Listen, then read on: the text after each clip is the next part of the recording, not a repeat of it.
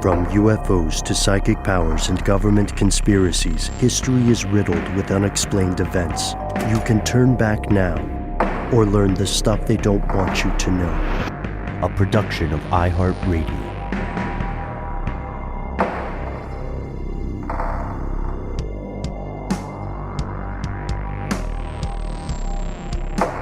Hello, welcome back to the show. My name is Matt. My name is Noel. They call me Ben. We're joined as always with our super producer, Alexis, codenamed Doc Holiday Jackson. Most importantly, you are you. You are here. And that makes this the stuff they don't want you to know. A lot of news in the world these days, these evenings. A lot of it, surprise, surprise, folks, is strange. So, fellow conspiracy realists, we return to you again at the top of the week with some very strange news. There are a lot of stories we might not get to in full, but we're going to explore some stuff Congress doesn't want you to know, maybe, depending on your representative.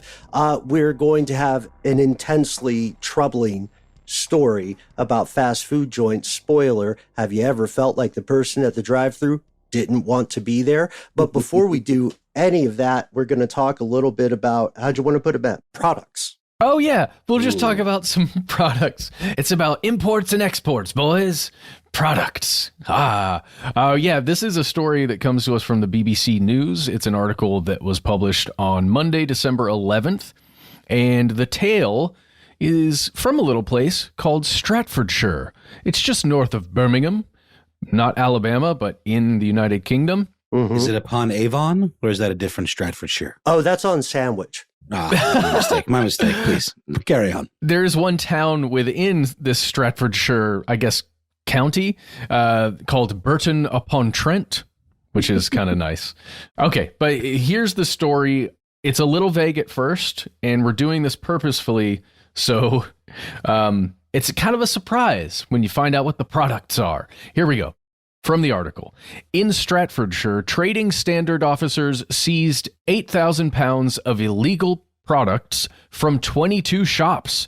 In one raid in Burton-upon-Trent, over 300 pounds worth of banned product was found in a local corner shop. Last year, 25 million pounds worth of U.S. products were imported, which is 70% more than in 2017. What are we talking about here, guys? Products? Products. So let's jump to a quote from John Harriman. I think Harriman. He's the chief executive of the Chartered Trading Standards Institute, or CTSI. This is the quote. Trading standards work extremely hard to protect the public by removing dangerous products from sale. But the popularity of these items is being increased by videos on social media platforms such as TikTok. The increase in demand means importers are sending these through our ports and borders in the millions, and these are then being widely distributed and ending up in retail stores and in the hands of children. Wait a minute. We're not talking about drugs here, are we? Retail stores? What kind of affront is this? What do children buy? Like nuclear weapons, tires, dirty weapons, nickel stickers, slingshots? No. Here's a short list of some of the products, the dangerous products that were removed. Mountain Dew, Double Bubble Gum, Jolly Rancher gummies and hard candies, Starburst gummies, Hot Tamales, you know the candy, Swedish Fish, Lemon Heads, and Little Debbie cupcakes. The white phosphorus of snacks? Yeah. I will be the first one to say that Swedish Fish should be categorized as carcinogenic toxins because they're real gross and they get stuck in your teeth. No, thank you. But thanks for laughing at the phosphorus joke, Matt. I'm going a little place with this. So why these? Why these in specific? Well, specifically because the United Kingdom has passed legislation that makes specific food additives that are in all of these products. It makes them illegal. You cannot buy or sell food products that have some of these things in them. Several of them, they classify, I guess you would say, as being carcinogenic or genotoxic. Yeah. I mean, when I first hear you talking about this, I'm picturing this as being another one of the popular recall stories of 2023. That's not the case. These products are shipping as intended, right? Like, No, these Oh, are okay, illegally being shipped into the United Kingdom because it's essentially contraband. These are products that you cannot sell inside the United Kingdom. but the formula, it's not like there's some adulterants. Like the stuff that's in these is what's the formula. It's not like It's there's some legally sort of accidental. Yes, I got it. Okay. Legally manufactured in the United States. Yes. However, again, the EU and the US have Different standards. widely different standards. The And the EU UK. and the UK. Oh, right. Shout out Brexit. But the main thing is the on the other side of the pond, as you know, when you look into this, on the other side of the pond, the EU and the UK seem a little bit more concerned about the safety of their residents. Oh, it's fascinating. And we're going to end this segment with one more quote from a professor that is just, I think it's perfectly British and exactly like the way the thinking differs between the FDA and then the organizations within the UK government that monitor these kinds of food additives, right? So let's just talk about some of those, the ingredients that are the dangerous thing that's banned. So if you look at Jolly Ranchers, the hard candies, they contain mineral oil, which, according to the UK government, if contaminated with other compounds, can, quote, initiate cancer formations. But again, totally fine for us to have it here in the good old US. But again, it's approved by the FDA, so everything's fine. Oh, yeah, and it's not like they're on the board of, okay, well, you know what, leave it in. Just play along at home, folks. Choose your own adventure and let us know your opinion on privatized healthcare. Yeah. Well, then let's look at something like Mountain Dew. Why is that banned? Before That's your on the favorite, show, Matt. It is one of my favorites. On this show, numerous times we've talked about brominated vegetable oil, which is one of the big problems with that drink. You know, a flame retardant ingredient that's used for other things. Sure. There's also calcium disodium, EDTA, which is fully banned within any drinks in the United Kingdom. In animal studies, according to this article from the BBC, the crystalline powder caused adverse reproductive and developmental effects and has been shown to contribute to cancer in the colon. Mm-hmm. And obviously, Swedish fish contain a lot of thalidomide. Right. Is that what it is? or perhaps mercury, maybe too, right? I don't know. There's a question here, Matt, before we continue. We know that the EU, the UK, and previously just the EU and the US have a booming trade relationship with these sorts of consumer products. And this has been a known issue for a while, but why the raid? Didn't this happen before, that these things would get shipped over? This is a thing that occurs fairly regularly. That group, we quoted a person, John Harriman, I think is how you would say it, the chief executive of the Chartered Trading Standards Institute. That person and that group does these kinds of checks, almost like looking into shops to see if there's any kind of dangerous materials for sale. It's a real problem because, again, social media, TikTok in particular, there are a lot of people putting out videos that just show someone enjoying, any of these things. Lemon heads. Wow, these lemon heads are incredible. But you can't get them. You can't buy them on a high street anywhere in the UK. Ooh, the scarcity model. Well, yeah, but then some big box chain stores are guilty of this, and then a lot of smaller stores will find a way to import these products and then put them for sale, in a corner shop, right? A bodega type situation. And then this group goes in and just does checks, basically, and they pull stuff off the shelves. They literally do that. In the UK, you can buy Mountain Dew, but it's a very different Mountain Dew with many fewer ingredients, and it tastes very different and it looks very different. I can vouch for that with soda in general in other parts of the world. It's refreshing to read an ingredient list in the United Kingdom or in Japan or something, or the EU as well, because there are far fewer difficult to pronounce chemical combinations added in at the end. And also, shout out to Little's, right? Isn't that the grocery chain that's like the New Jersey of selling stuff. They might not sell you lemon heads, but they'll sell you like citrus cranium. Citrus craniums. Yeah. Yeah. Well, yes. And it's just so crazy to think of. I just really quickly, just to list some more things. If you go down the cereal aisle in the UK, you're not going to see Fruit Loops or Lucky Charms or Frosted Flakes because those are all banned because of the stuff that they've got in them.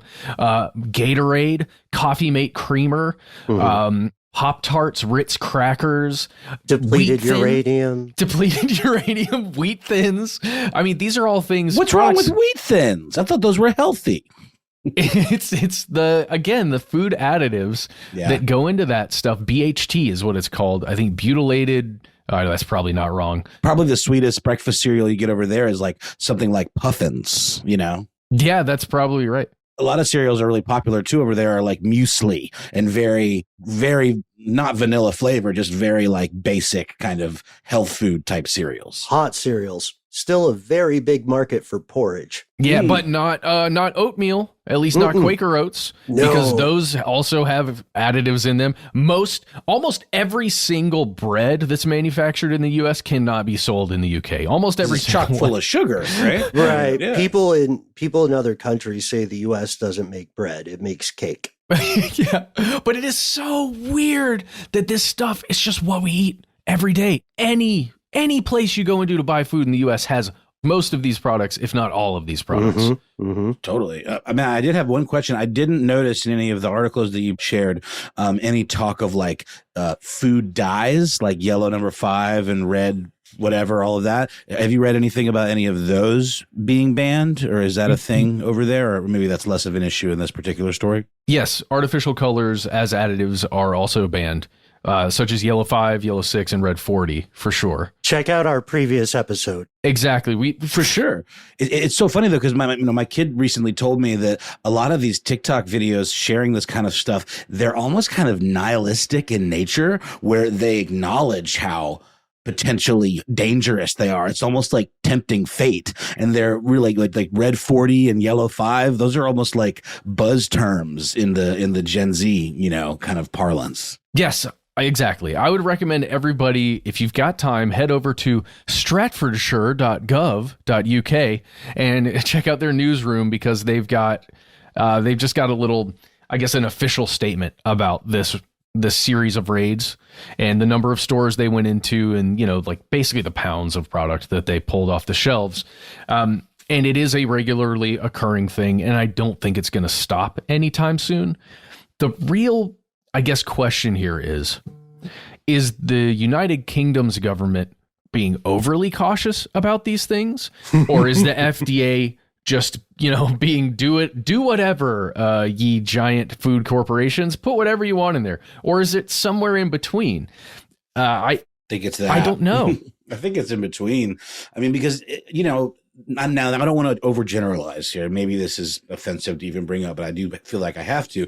You know how there's a reputation somewhat for British people not having the best of dental hygiene, and there's you can see that sometimes, and maybe it has to do with insurance or whatever, or just genes or something. But I wonder, is that maybe a mitigating factor, where it's like we're already a little bit behind the 8 ball in terms of like mouth health? Maybe we don't want to tempt fate by having all this crazy stuff out there that could further cause issues with dental healthcare? I don't know. I think it's, to the points that we're exploring here, I think it's more to answer your question, Matt, I would say of the 3 options you outlined in that question, the second. I do think there are a ton of great people working at the FDA, and they're experts, but I do think the FDA also has a systemic problem with a quiet sort of corruption. You know what I mean? The revolving door with private and public policy is real. And to your point, Noel, with the idea of dental health, we know, for instance, if we look at a comp country, let's look at Iran. Iran has a lot of dental issues because the country loves sweets. So if you want to make a lot of money in Iran, be a dentist, by the way. And maybe it's less of a, like, I see what you're saying. I think it's less of a United Kingdom fighting back against sugary foods and more a large scale, deep disagreement with what one country deems safe versus what another country is paid to deem safe. You're totally right. And I'm looking it up now, and it feels like largely the idea of British people being more likely to have issues with their teeth is largely a myth. So I apologize for even bringing that up. Sometimes I just spitball, I retract, and I yield my time. Yeah, because most of these bans have to do with, again, carcinogens or potential carcinogens or potential, again, gene damaging materials. Yeah, let's talk about that. What genotoxic? Yeah, this is stuff that can affect like the way your white blood cells function in your body. Not great. Stuff that can have effects on the way your reproductive organs are functioning, or at least the, let's say, the contents of your reproductive organs. I don't know. The stuff that you need to transfer your DNA into a new being, it can mess with that. It's messed up stuff, guys. And just to get back to that thing of, is it overly cautious? Is it too, is the FDA just letting everybody do whatever? I'm going to go to this quote from Eric Millstone, I think is how you'd say it. He's from the University of Sussex. He's an emeritus professor there. And this is what he has to say. And I think this will tell us a lot about the UK government's perspective on these food additives. Quote, "The US typically demands proof that something is harmful, whereas here we are prepared to restrict compounds even if there yet isn't solid proof. Don't panic about anything you've done in the past, but if you can avoid them in the future, that's a prudent thing to do." Okay. Basically saying it would be prudent for us to probably not allow some of these compounds that are suspect in our foods. It doesn't mean that they are actually cancer causing for humans, right? But it does seem as though there could be something there. So we're going to restrict it before it becomes a major problem for our healthcare system and our, citizens. Preventative. Yeah. Mm-hmm. I mean, that makes that argument of caution over valor or whatever makes sense in the previous cases we see of things like lead contaminants or things like narcotics added to over-the-counter medicinal stuff. Shout out Coca-Cola, etc. I'm wondering, there's an episode here, I think, in the origin of why these things happen. Yeah, the FDA has had a problem with corruption, but also what if you are, because the United Kingdom in particular has a lot of Venn diagrams of people at the top. And a lot of the people making the laws own an interest in a lot of the companies manufacturing stuff. So could this be a trade war in disguise? You know what I mean? I don't know. Something to think about. It could be. Remember, at the start of this, it was a very small number of products and small, amount of money that was going to be potentially made by these corner shops by having these products. So I don't know if there's going to be a major trade thing here. I think it's just more of it was striking to me thinking that this was a BBC article. This was deemed dangerous enough that BBC News was like, oh man, these dangerous things are getting on our soil. And let's write about it. I don't know. Maybe that's my own weird perspective. I agree with you. But there is definitely something here and it's fascinating. We would love to hear from anyone who lives in the UK that has seen this kind of stuff, like the American products that are not allowed, but they're still there somehow, and just what your opinions are on these things. We will be right back with more strange news.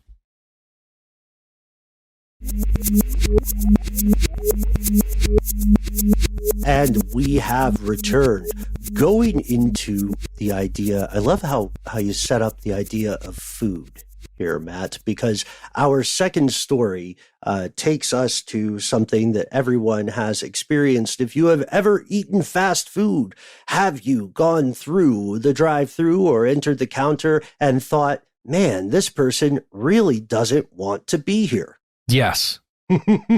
Quite often. We've talked about it before, there is a somewhat inverse relationship between how good the food is at some joints versus how not friendly the service might be. Mm-hmm. Like the best Popeyes in town here in Atlanta, legendarily bad people skills. but the chicken is amazing. Ben, I think that's a Popeyes thing, because the one up near my parents' house and the one where I used to live, same problem. Grouchy Popeyes? Amazing chicken. Just, it seems like nobody wants to be there. Well, I mean, the grouchier the service, the tastier the chicken. That's an old expression from the old country. There's, I won't belabor the time I have with you guys today by talking too much about the legendary Popeyes in our old alma mater of Ponce de Leon. But if you're hearing this, you guys are the best. Thank you. There was something that stood out to me quite recently. This is a developing story as we're listening this evening. A lawsuit came from Alabama. Again, just like we're recording this on Wednesday, December 13th, and on Tuesday, December 12th, the lawsuit went public. The state of Alabama has apparently been using prisoners as slave labor at fast food joints. Jeez. Yeah, it might sound hyperbolic, but it is. I looked into it, and as far as I can tell, this is not a conspiracy theory. This is a genuine conspiracy. Let's go to Michael Levinson, writing for the New York Times. He depicts the ins and outs of this lawsuit. I looked it up. We'll tell you at the end of this how to find the lawsuit and read it yourself. And it is quite a read for legalese. Here's what Levinson writes. A group of former and current prisoners sued Alabama, the state of Alabama, on Tuesday, saying that the state system of prison labor is a, quote, modern-day form of slavery that forces them to work, often for little or no money, for the benefit of government agencies and private businesses. They go on to say the 10 plaintiffs, who are all Black Americans, say the state has regularly denied incarcerated people parole and instead leased them out to produce hundreds of millions of dollars in profits for local and state agencies, as well as, again, private businesses for years. I almost texted our pal Jason Flom about this from Lava for Good. I'm sure he knows about it. Yeah. Oh, my gosh. This is, I mean, hold on a second. So this is while they're incarcerated? I don't think I understand. Yeah. And this is like they get a day pass, or I don't understand these fast food restaurants. Where are they located? Well, isn't it like the work release program that we've looked at before? I see. Mm-hmm. Okay. Yeah. Prison work program, work release. It's not the kind of thing where, in some cases you'll have people who are incarcerated and serve their time, or they serve jail time, not prison time, but they serve jail time by checking in on the weekends to the world's worst sleepover. But what is happening with these folks is that the Alabama Parole Board is denying parole to anyone convicted of a violent offense, regardless of the context, regardless of any mitigating or extenuating circumstance. And they are targeting people who are deemed low risk and, most importantly, who are eligible to participate in these prison work programs. This lawsuit calls upon some powerful and quite disturbing precedent, earlier conspiracies, I would call them. The idea of convict leasing, which is, 1875 until 1928 in the state of Alabama. If you were in prison and if you were Black, you were going to be forced to work for these private companies, and they weren't paying you, really. They were paying kickbacks to state and county governments. Dude, it's a little confusing to me because we know, again, I think collectively, maybe even as a country or even as a world, that the prison labor system in the U.S. is nuts. Even when it comes to just inside the prison jobs, right? Like the hourly wage, if there is one at all, is so far below minimum wage, it's nuts. Mm-hmm. But the concept of private companies then benefiting it's hurting me. It's hurting my brain a little bit. Do we know which companies are benefiting from this? Yes, we do.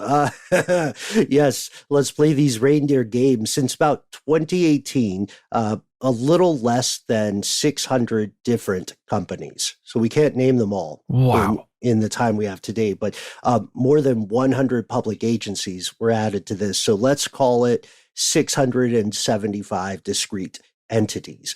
They have used incarcerated people as landscapers, janitors, drivers, metal fabricators, fast food workers.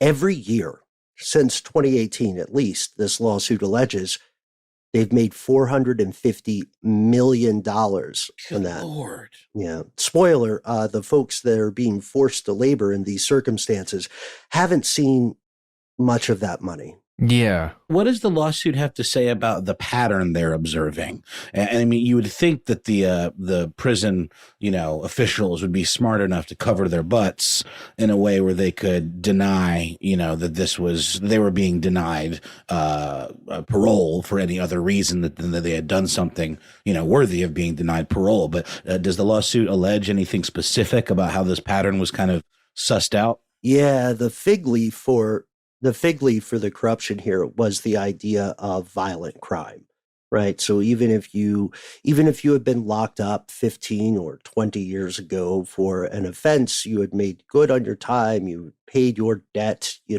then you would be a vulnerable target, right? That's what they're looking for. They're looking for people who do not have the wherewithal to bring their case to court. They're looking for the people that do not have community or resources to avoid this sort of predation. And look, the plaintiffs also aren't just, I don't want to say just, they're not simply people who have been incarcerated. There are labor unions like the Union of Southern Service Workers, the Retail, Wholesale, and Department Store Union, the Mid-South Council, an Alabama nonprofit called the Woods Foundation, people on the outside, right? People who represent fast food workers were saying, look at this.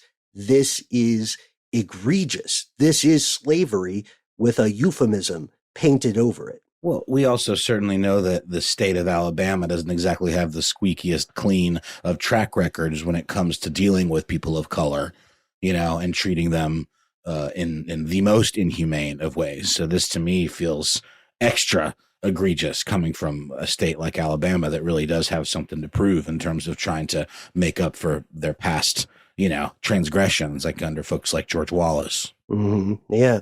Dirty intergenerational fryer grease, right? We said that there are hundreds of people or entities alleged to have profited from this scheme since 2018. Here's the tricky part. The big companies, 3 of whom I'm about to name on air, are going to get away with it. Just so you know, they're going to be fine. Those 3 fast food companies, or 4, I should say, would be McDonald's, KFC, sorry, Japan, I know it's almost Christmas time, Wendy's, and Burger King. However, here's how they're going to get away. They're going to get away because of the franchise model. So McDonald's corporate can say, we're kind of like a do what thou wilt. We have plausible deniability. We had no idea this was going on. And I don't know how the case is going to go yet. The defendants, there are quite a few defendants, obviously, but they're taking shots at the king here in the lawsuit. We're talking about the current governor of Alabama, Kay Ivey, the state attorney general, Steve Marshall. So they're fighting like the final boss of Alabama legislature.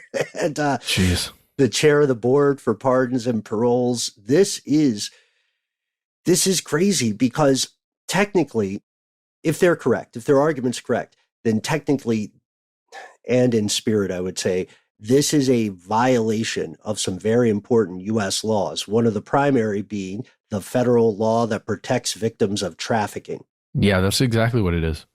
Especially if the prison system is really making 40% off of any wage that any of these workers is getting. And that's the gross. Yeah. And they're claiming or whatever, saying they're using it to offset the cost of their incarceration, which as we know is expensive, but that's no damn excuse, is it? I mean, yeah. No. It's as, in a way, I would say it's a kissing cousin to the dangers of the company town, right? Or the company yeah. store, because Paying your way with your labors. Yeah. right. And without a choice in your pursuit of labor. Also, these private companies that are legally required to pay people, the bottom barrel minimum wage, they are ostensibly paying that to the individual, but then the individual is running into all these baked in costs, all these hidden fees that you incur simply by existing day to day in the US prison system. We're talking like $15 a month for laundry, $5 a day for transportation to work.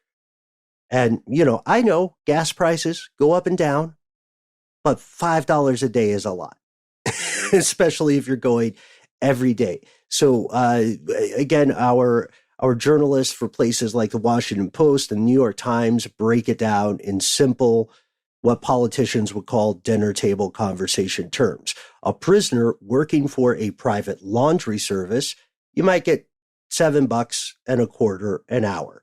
But then you've got 40% of that going to the state prison system. Then, of course, guess what, folks? It's America. So unless you're a billionaire, you pay taxes. So then they have to pay federal taxes, state taxes, and then they have to pay that $15 a month laundry fee. They have to pay that $5 a day transportation cost. All told, the average person in this private laundry service makes $2.06 an hour. No tips, by the way. They don't. And as taxpayers, we're subsidizing these kind of grease payments, right? Or like these sort of, sweetheart deals for these corporations, because we're also paying for the cost of the incarceration. And then this labor is giving a sweet deal to these fat cats and also, subsidizing our subsidizing, right? Mm-hmm. So it's like we're kind of getting screwed here too. It costs less in real terms to the American public to send someone in prison to college and to get them a 4-year degree than it does to keep them in prison for 4 years. That's, and not to mention the knock-on effect of giving someone opportunity for higher education versus the knock-on effect of sending them to criminal university, which is what a lot of federal prison functions as at this point. I don't know. I think it's unclean, and I'm startled that it's going to be one of those stories that I genuinely believe is going to make the rounds for a few weeks, right? And then when it goes to court, it goes to appeal process. We're talking about very disadvantaged people fighting very powerful people who are entrenched in a system of corruption and criminality. We'll get an update when it, hits some sort of legal roadblock, and then the world quite possibly may forget about it because a lot of other terrible things are happening. But if you are listening to this and you live in the United States, you need to realize this is your fight as well. Yeah. I think there might be some cognitive dissonance in people's minds simply because some of the human beings affected by these laws that are terrible were convicted of doing terrible things, and they actually did those terrible things. Then some of the people that are being affected by this got convicted of terrible things and they didn't do anything, or they at least didn't do that thing. And, as an individual looking at this, from afar or from above, there's no way to differentiate between, people that maybe deserve like some serious like punishment to people who are just in there receiving this punishment because they got caught up in the system, which is it's an awful thing all around. I guess I can imagine it being hard for people to get past some of them deserve it. When I've heard people in my family say stuff like that, Sure. So it's just, it's tough, man. Hey, but guess what? There's more. Wait, there's more. It does get worse. Let's talk a little bit about unpaid labor forced upon people in the prison system, right? Where you're serving time, and now you are coerced into functioning as someone who does labor in the prison system in terms of like housekeeping, unloading, loading supplies, cooking, things like that. what if you're not paid for that? Why would you say yes to it? Well, according to folks like Lakira Walker, who was incarcerated for 15 years in Alabama, if you don't say yes to this stuff, then you are at risk of being sent back to prison. And, they'll say, well, you don't get to choose your job. Work for these folks or you're back to lockup. Or if you are in prison and refuse to participate in this modern day slavery scheme, you could get a disciplinary infraction, which adds on to your prison sentence. And unfortunately, for anyone who has not had the dubious privilege of visiting the U.S. prison system, disciplinary infractions are incredibly subjective, and you have no real means of appealing a disciplinary infraction. It can be a case where, a guard has a bad day and you just caught them at the wrong moment, or they didn't care for you for some reason. You may not have violated a rule, and it could end up being months or years more off of your life. So I think we're going to follow this one for a while. We want to hear from you. We want to hear your opinion of this sort of practice. Do you think these allegations are hyperbolic or overblown? Do you think there's more to the story? In your neck of the global woods, is there something similar afoot? Is there something they don't want you to know? Conspiracy to iHeartRadio, 1-833-STDWYTK. We'll be back after a word from our sponsor with one more piece of strange news.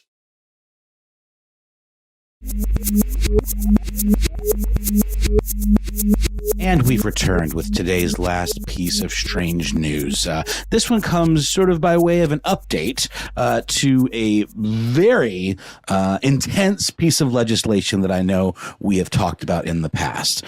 This is called the Section 702 of the Foreign Intelligence Surveillance Act, or FISA, which of course allows the U.S. government to essentially force domestic communications companies, organizations, corporations to aid them in surveilling any non-U.S. individuals who are outside of the country by giving access to their streams of communication, which sounds, I guess, a little bit basic and not dull exactly, but when you start to really think about what is meant by streams of communication, that's when things get very interesting. This bill, which was set out by the Intelligence Committee, or a pair of bills rather, by the Intelligence Committee and one by the Judiciary Committee, were intended to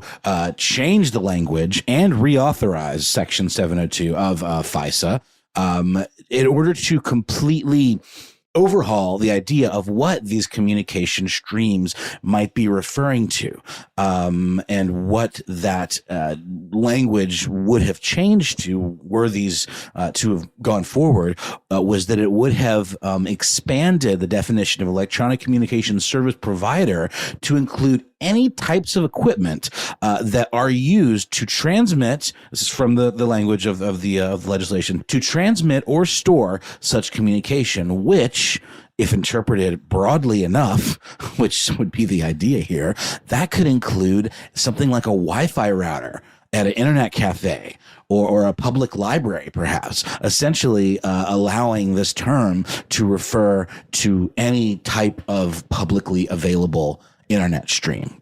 Can I just tell you how far down my thinking in this already is? Oh, please. And just maybe my negative assumptions about it. Nothing much positive to take from it. Please, Matt. Well, I just feel like that was already happening, and maybe I'm completely wrong. I thought it.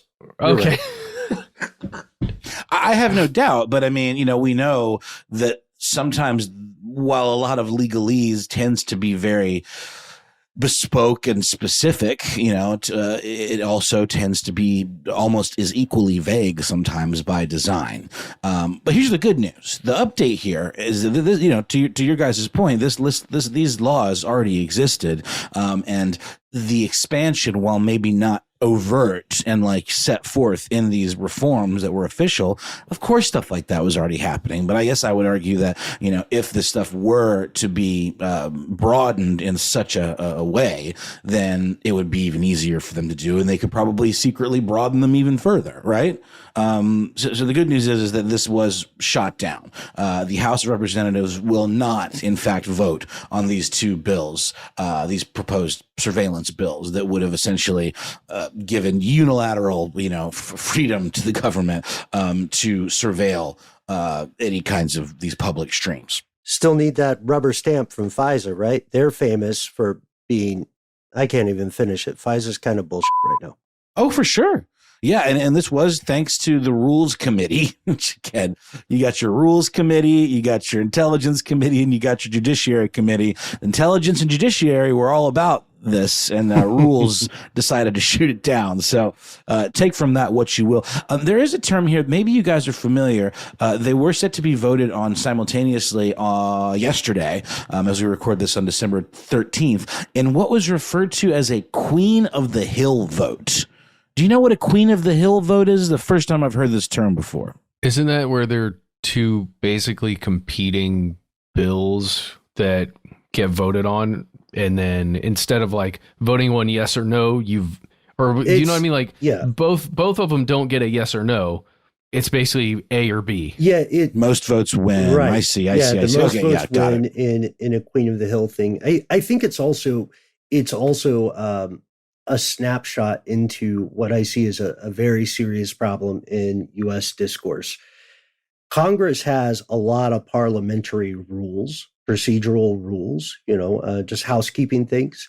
And the U.S. public is, by and large, not aware of a lot of these. So when you read some kind of street name for a slick procedural move like Queen of the Hill, then the first thing you think is, if you're most Americans, you think, wait, didn't we have a war about not having a queen? What's really going on? And next thing you know, you're in a TikTok rabbit hole where there's further misinformation propagating. And if bills like this go through, then the surveillance state only extends even further. I would posit this is not about, in terms of practice and operation, expanding government surveillance abilities. This is about laying the groundwork to justify previous and current actions. That's right.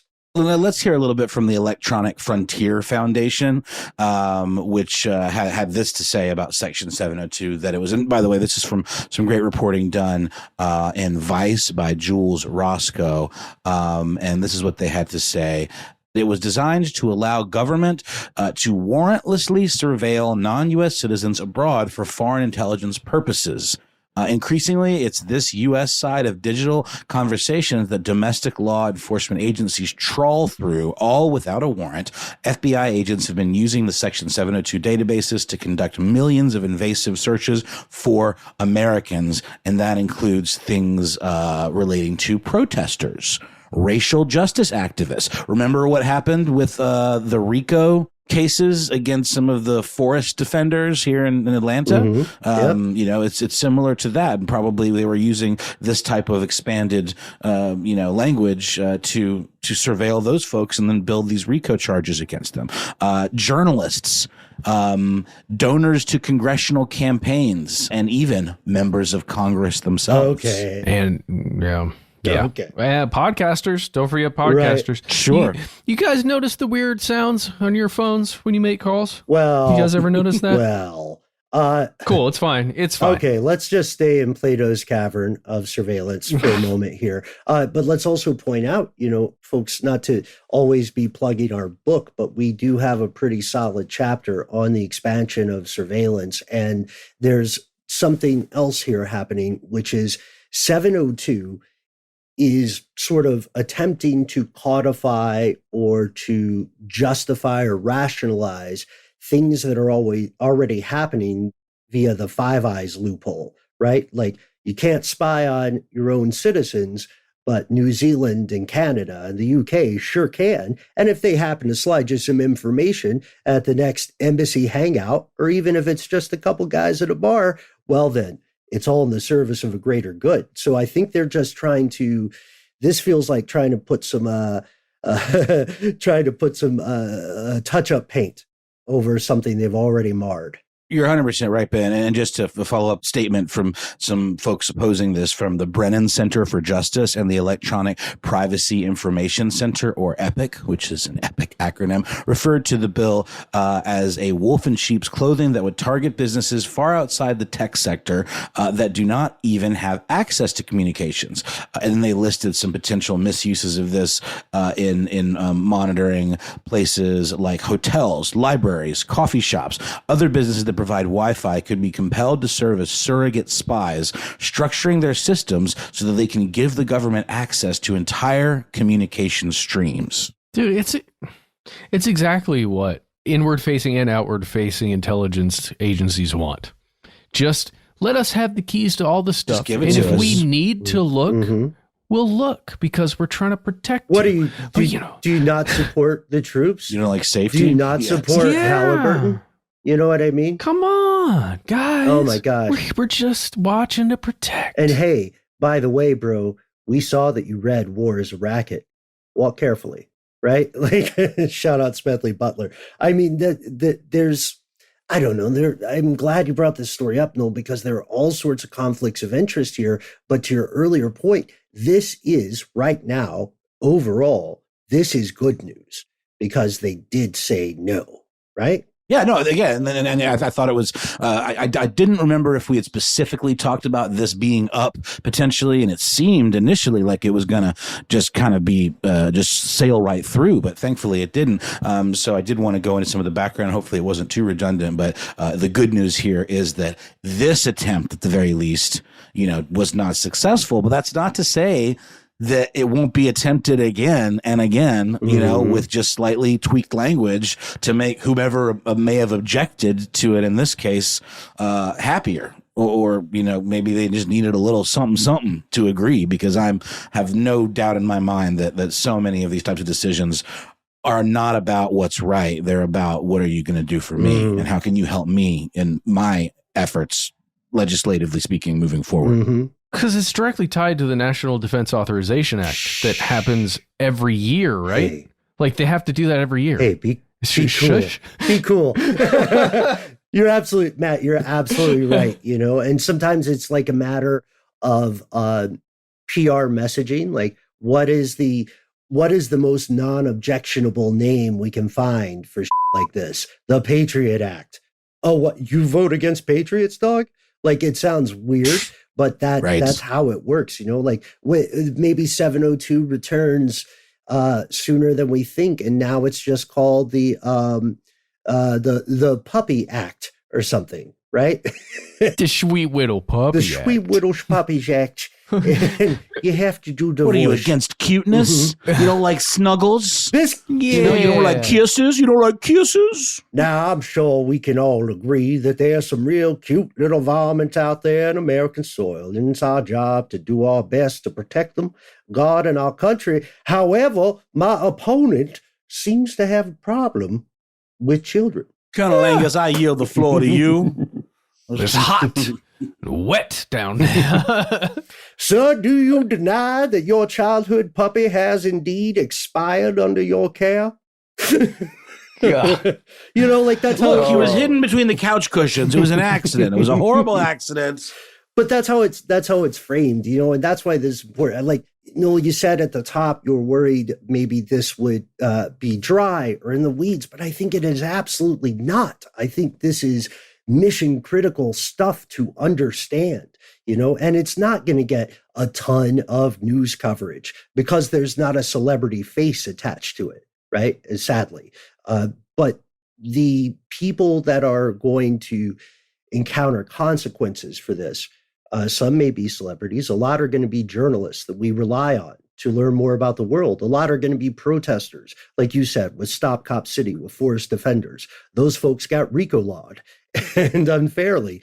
And RICO law. And as this stuff, as these sorts of things, these machinations occur in the background, then we're going to see more and more clamping down, more and more attempts. I think maybe it verges upon conspiratorial to say we have to be vigilant because I know that's a dog whistle for some people, but you do have to keep an eye on this. And I don't know, sometimes it's tough. It's tough to not be nihilistic, right? To the point about TikTok candy experiments, right? Like, what can one do? The truth of the matter is, I would say, what one can do is collaborate with many, right? And through the many, we move. There are more good people than there are bad people out there.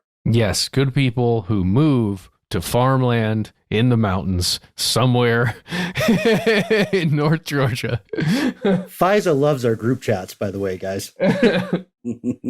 Really, you guys think we get looked at? A little bit. I think a little bit. I think we have to be, probably. I think it's literally just checking a box kind of, well, just make sure they're not doing anything other than talking about this stuff. We get algorithmically checked, so the checking on us is automated.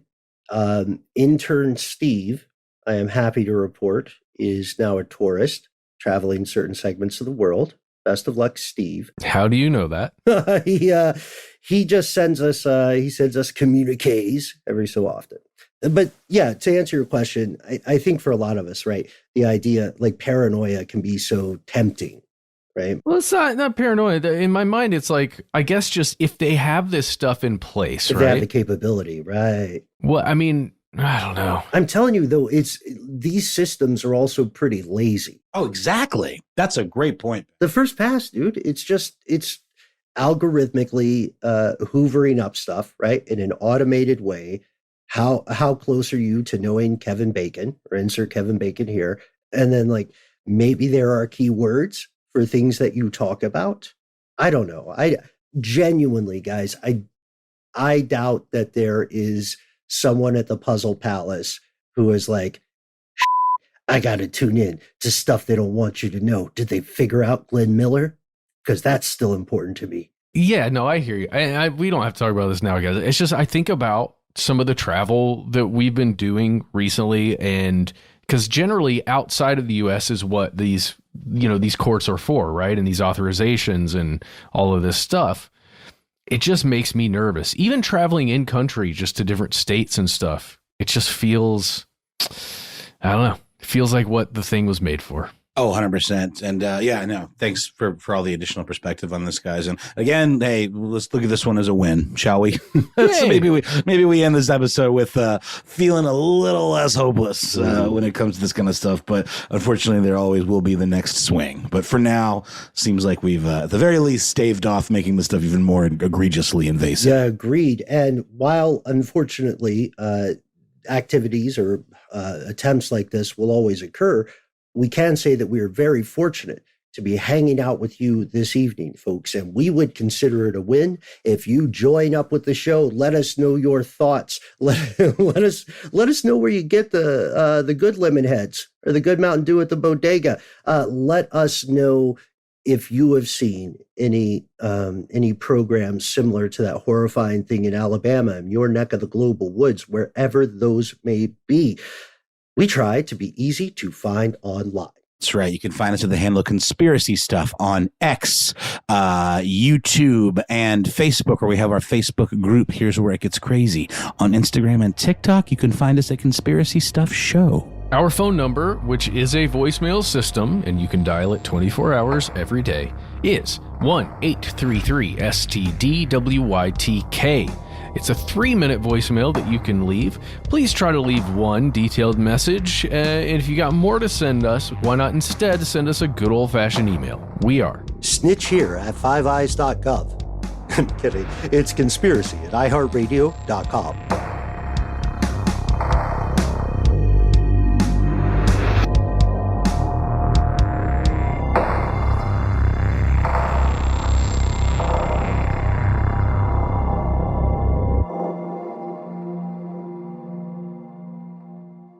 Stuff They Don't Want You to Know is a production of iHeartRadio. For more podcasts from iHeartRadio, visit the iHeartRadio app, Apple Podcasts, or wherever you listen to your favorite shows.